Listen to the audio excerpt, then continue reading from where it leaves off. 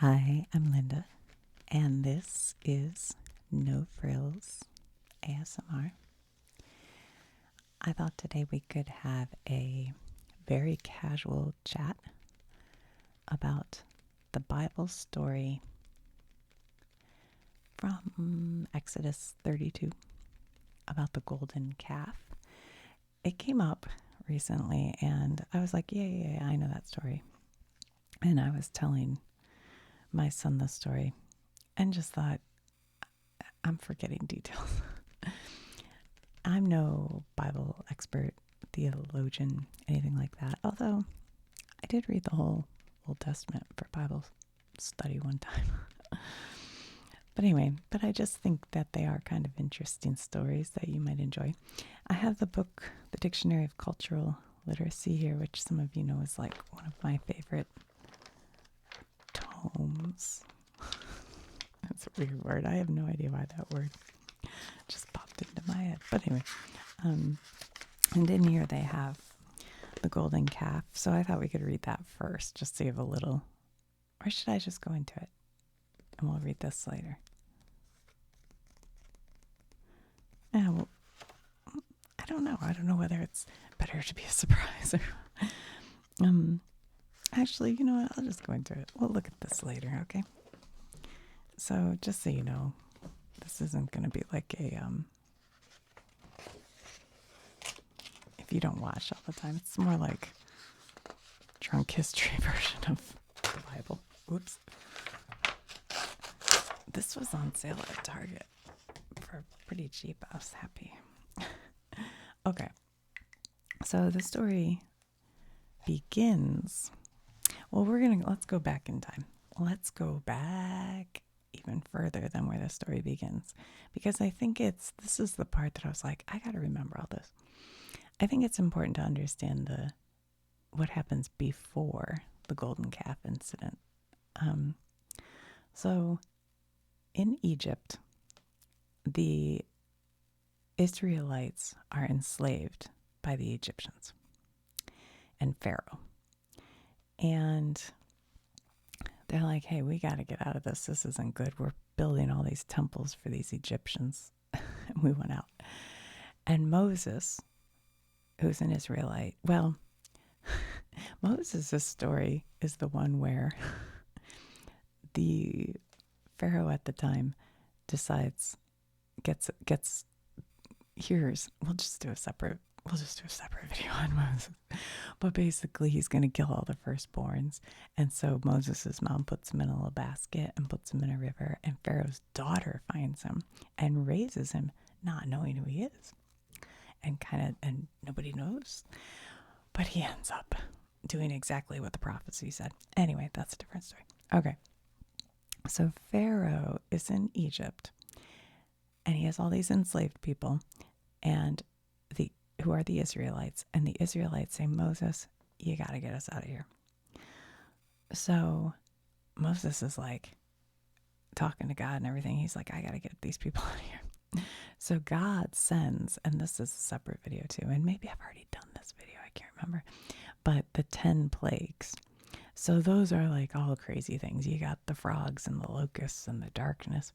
But in the last 10th plague, I think it was the last one, is that every boy, I think it's every boy will die. And so in order to stop that from happening, the Israelites here, you can kill a goat or sheep, I forget, and take the blood and paint it on your door. And that's Passover in the Jewish religion, right? I think that's right. I should have looked that one up. Pretty sure that's right. But anyway, so Pharaoh's firstborn dies. And then he's like, that's it. I can't take it. We've had frogs. We've had darkness. Now my firstborn's died. I'm just going to let all these slaves go. So he says, okay, you're all free. And Moses is like, great, I'll lead you out of here. I'll lead you out of Egypt. Well, then Pharaoh realizes, this is my entire workforce. Like, I didn't realize how many slaves I had. So he changes his mind and starts chasing them. Well, Moses gets them out to an area where all of a sudden they're trapped because there's a sea here. And he says, God, I need your help right now. And in the movie version, he's holding a big stick and he goes boom down on the ground. And the Red Sea parts. And there's ocean waves here and there's ocean waves here. And if you've never seen the movie, the 10 Commandments, it's a pretty exciting part. And then all the Israelites run through. And as soon as Pharaoh's guys come with their horses to get them, the water fills back in and floods them. And the Israelites get free. So that has happened. And then they go out into the wilderness. And they are traveling through the wilderness. And one thing that kind of gets, I think, forgotten when people tell this story of the golden calf is that they are traveling through the wilderness for 40 years. They're out traveling around. And I don't know if it's at the end of the 40 years. This part I'm not sure. But God comes to them. And all the people are going, oh, we need something to happen because we've been just traveling through this wilderness and we're very homesick for Egypt. Because before they were slaves, I guess they had lives there in Egypt. I don't really know that, but I've heard that they are missing Egypt. I don't know. And God comes and there's thunder and there's lightning and there's a very loud voice. And he reads to the people or tells the people the 10 Commandments. And so that is the formation of their community, is after leaving Egypt, traveling through the wilderness, God telling them the 10 Commandments. That is when it becomes like this covenant community. They need to follow the rules in order to be saved from, bad stuff. Well, when God speaks to them, they're like scared to death. It's way too much. They're like, that's really scary.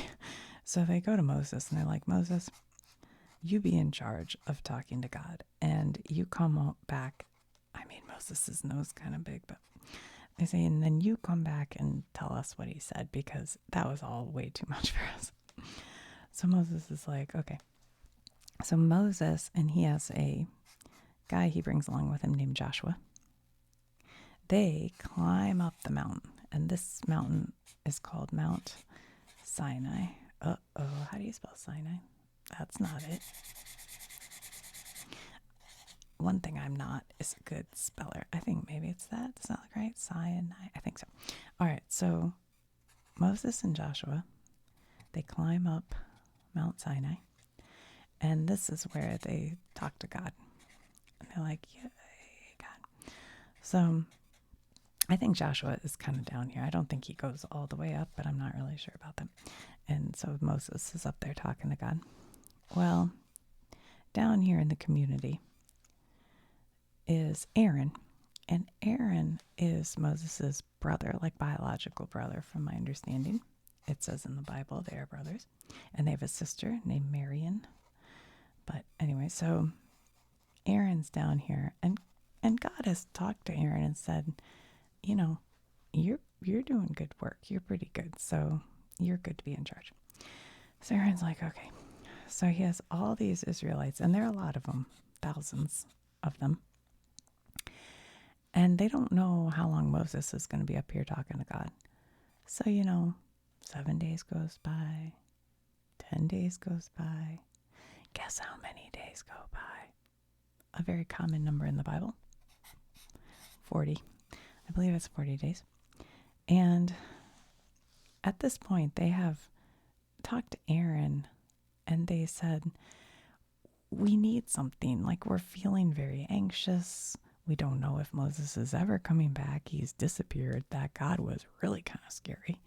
And we're homesick and we've been out here in the wilderness for years. Like, this is a weird situation we're in right now.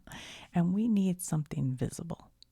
We need like a visible God to worship. Now, you have to remember that they have come from Egypt. And in Egypt, they build things like the Sphinx. Did I just say that weird Sphinx? I think that's right. What does he look like? He's like a cat, right? I don't know. That doesn't look like it. But anyway, they've built, and then also they have like these smaller gold statuary, and that would be like at the beginning of a temple that leads into where the god would sit. So they wanted something, like a gold, or they wanted something that they could like visually see to be able to worship. So Aaron's like, all right, bring me all your gold and I'll make something. And he kind of thought they wouldn't do that because even back then gold was valuable. Gold, they wouldn't just give him gold. But everybody gave him all their jewelry and their baubles and their, I don't know, candlesticks, whatever they had that was gold. And so Aaron took it and he melted it.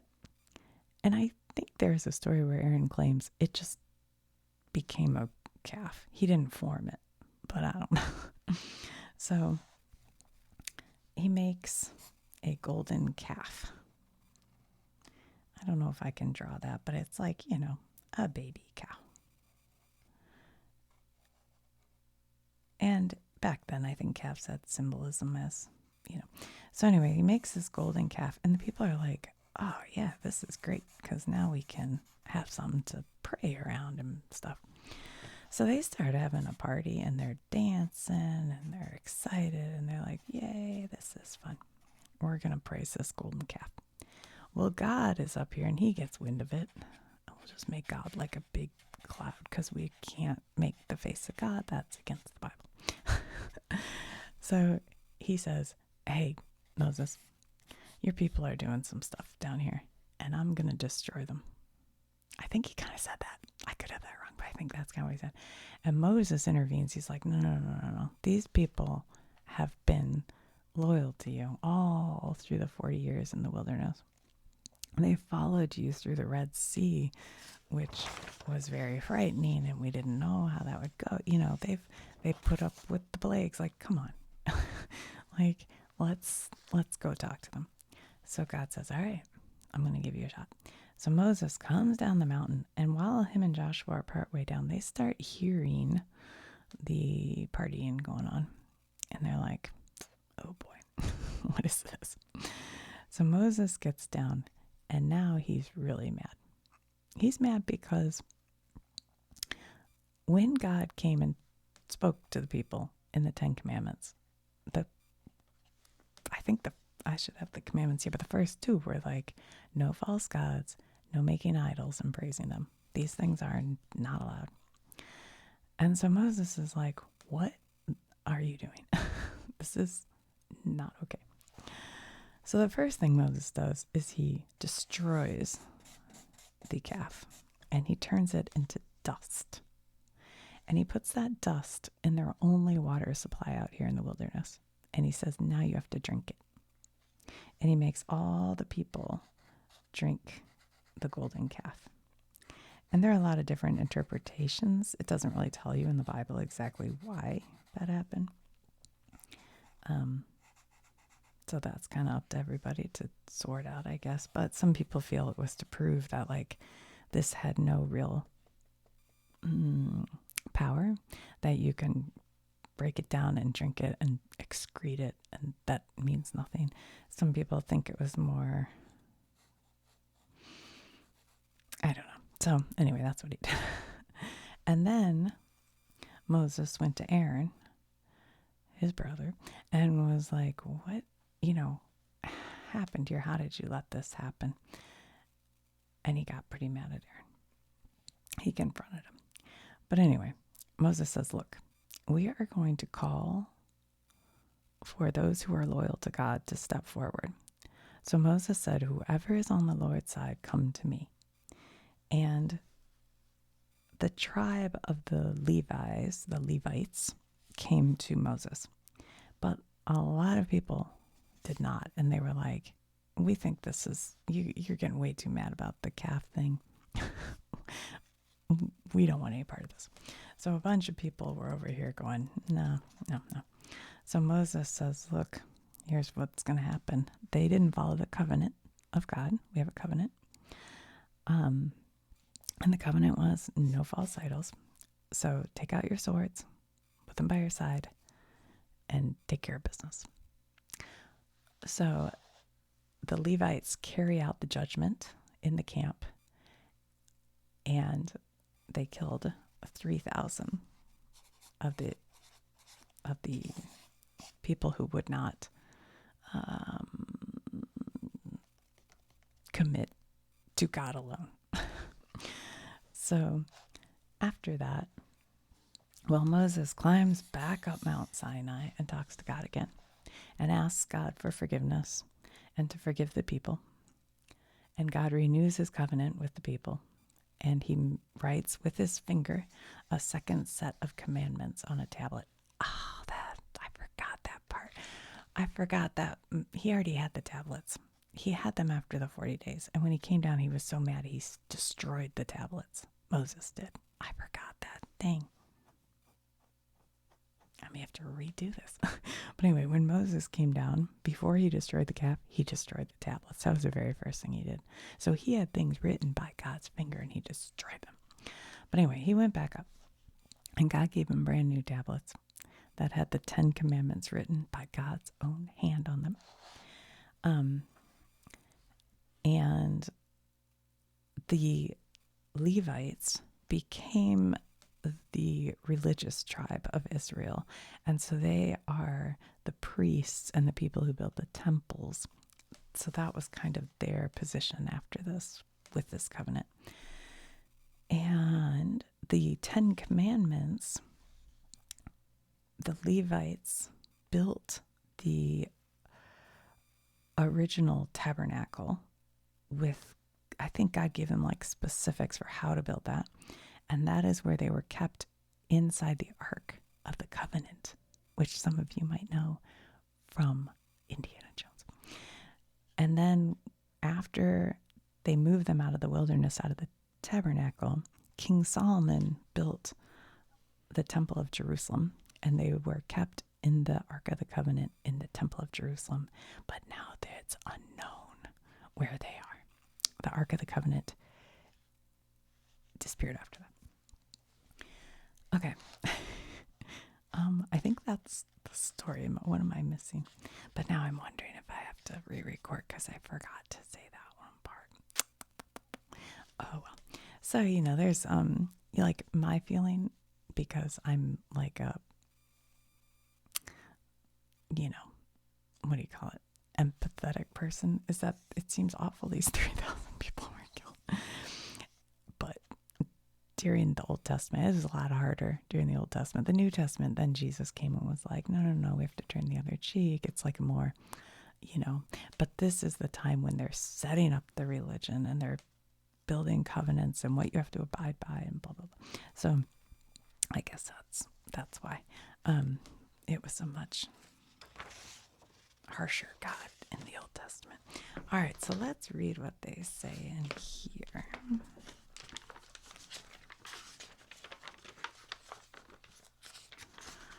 Really quick. Okay, so the golden calf, an idol that the Israelites made during the Exodus, while God was giving Moses the 10 Commandments and other provisions of the Mosaic law on Mount Sinai. The people whom Moses was leading to the promised land melted down their gold jewelry and ornaments and built a golden calf, which they began to worship.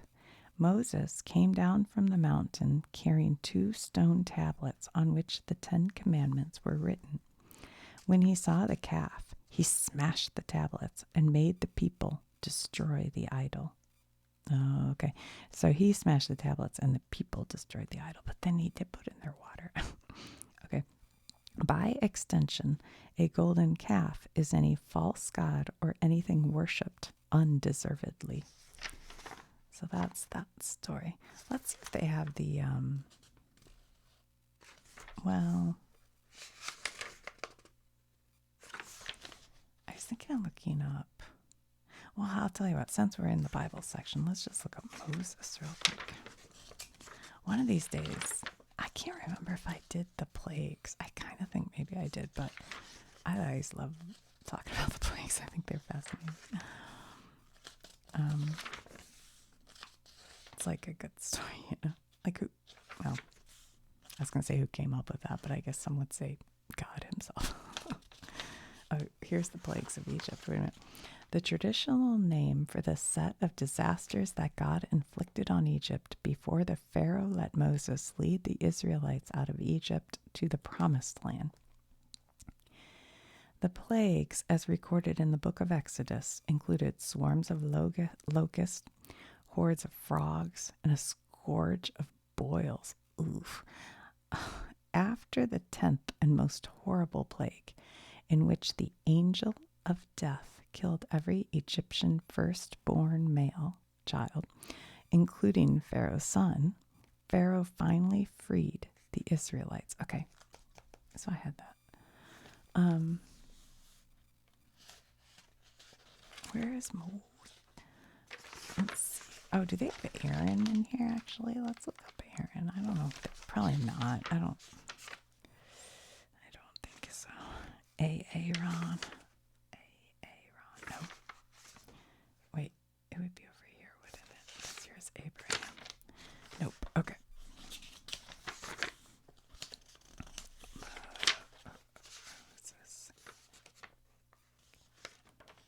I have to go through the alphabet. L, M, N, A, B, C, D, L, M.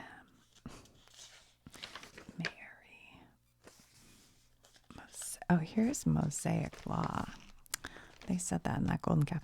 The law that, according to the Old Testament, God gave to the Israelites through Moses. The Mosaic law begins with the 10 Commandments and includes the many rules of religious observance given in the first 5 books of the Old Testament. In Judaism, these books are called the Torah, or the law. Okay, see, I didn't know that. So the Mosaic law is the Torah. Okay, Moses, here we go. Here's a picture of Moses receiving the tablets inscribed with the 10 Commandments. I assume that's the second time, because the first time he smashed them. Okay, Moses, the great leader, lawgiver, and prophet of the ancient Israelites, or Hebrews. According to the Old Testament, Moses was born in Egypt, where the Hebrews were living as slaves. When Moses was an infant, the Egyptian ruler Pharaoh ordered all the male children of the Hebrews slain. Moses' mother placed him in a small boat made of bulrushes and hid him in a marsh, where he was found by the daughter of Pharaoh, who adopted him. When Moses was a grown man, he killed an Egyptian who was beating a Hebrew and had to flee Egypt to escape punishment. Okay, I can't say I remember that. One day, while Moses was living in exile, God spoke to him from a burning bush, commanding him to return to Egypt and bring the Hebrews out of bondage. I was trying to remember, there's a song anyway, Moses went back to Egypt and told Pharaoh of God's commandment. When Pharaoh refused to release the Hebrews from slavery, God sent the plagues of Egypt to afflict the Egyptians. God sent the plague. Yep. Okay. Pharaoh finally relented, and Moses led his people out of Egypt across the Red Sea on the journey that became known as the Exodus. Shortly afterward, Moses received the 10 Commandments from God on Mount Sinai. Moses and his people wandered in the wilderness for 40 years. Then, just as they came within sight of the Promised Land, Moses died. What? Spoiler alert. All right, well, I think we've learned all we can. I'm trying to think let's see if they have the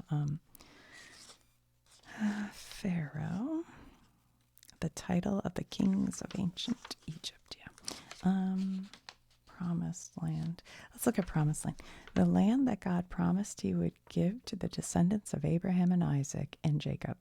the land flowing with milk and honey, the land of Canaan or Palestine. The Israelites did not take it over until after the Exodus, when they conquered the people already living there. By extension, an idyllic place of state or state of being that a person hopes to reach, especially one that cannot be reached except by patience and determination, is called a promised land.